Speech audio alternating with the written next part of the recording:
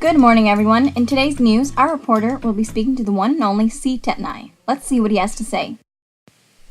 Hello, everyone. Let's welcome to the studio Mr. Clostridium tetani. Give him a round of applause, everyone. Thank you for coming in to speak with us today. Thank you for inviting me here today. Can you introduce yourself a little for anyone in the audience that might not know you? I am C. tetani. I am a gram-positive rod-shaped bacillus, anaerobic species of pathogenic bacteria. You cause the condition tetanus by the nerve toxin that you produce, correct? Can you tell me more about what you do and symptoms you cause? Correct. Symptoms can appear anytime from a few days to several weeks after I have entered the body through a wound. The average incubation period is 7 to 10 days. My toxins cause muscular spasms and stiffness, in the jaw, neck, and abdominal muscles. It causes difficulty swallowing, fever, elevated blood pressure, and increased heart rate. That sounds interesting. Can you explain how exactly you cause those symptoms and the toxin involved? I create spores when my environment is hostile. My spores can be found in soil, dust, and animal feces. Then, I enter through a break in the skin, such as a deep flesh wound. Once I enter the wound, I begin to grow into my usual bacterial self and produce tetanospasmin, which is the powerful toxin that I use to impair the motor neurons. Can you tell me more about the exotoxin tetanospasmin and how it affects the body?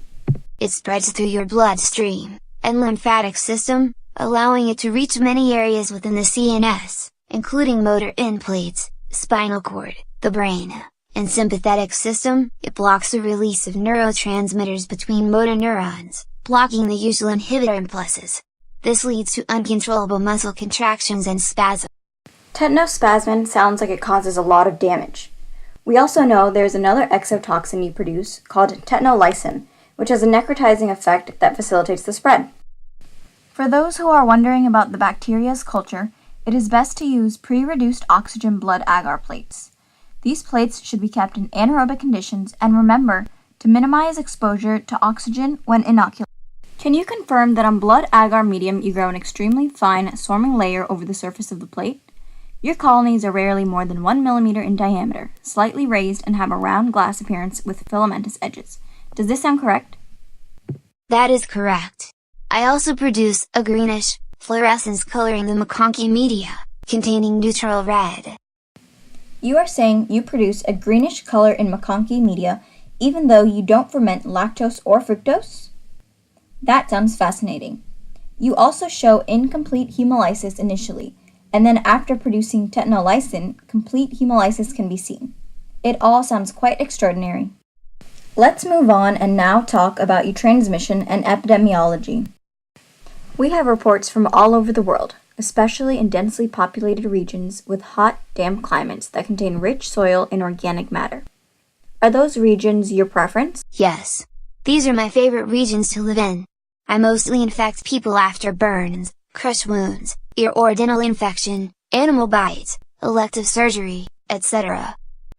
Warm weather regions are my favorite as well. However, personally, I prefer sunny beaches over rich soil.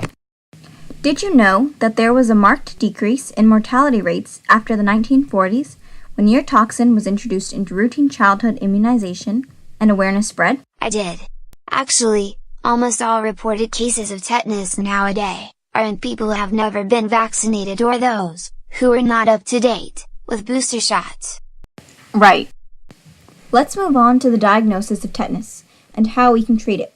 Because symptoms can appear anywhere from 4 days to 3 weeks, it can be difficult to diagnose until those painful symptoms begin. Unfortunately, tetanus is a condition without confirmatory laboratory results. Exactly. The disease is characterized by painful muscular contractions, primarily of the masseter and neck muscles. Doctors usually effectively diagnose tetanus by physical exam, medical history, and immunization history. If infected with the disease, hospitalization and immediate treatment with human tetanus immunoglobulin is needed. Treatment also includes prescribing sedatives, morphine, beta blockers, magnesium sulfate, and other medications in order to control the muscular spasms and respiratory problems. It is also important to remember that every case is unique, and the best way to avoid dealing with these complications is to get vaccinated and stay up to date with all boosters, which should be given every 10 years. I think this concludes our interview for today. Thank you again, Mr. Clostridium tetani, for spreading awareness about yourself. It was nice speaking with you. I enjoyed the interview very much.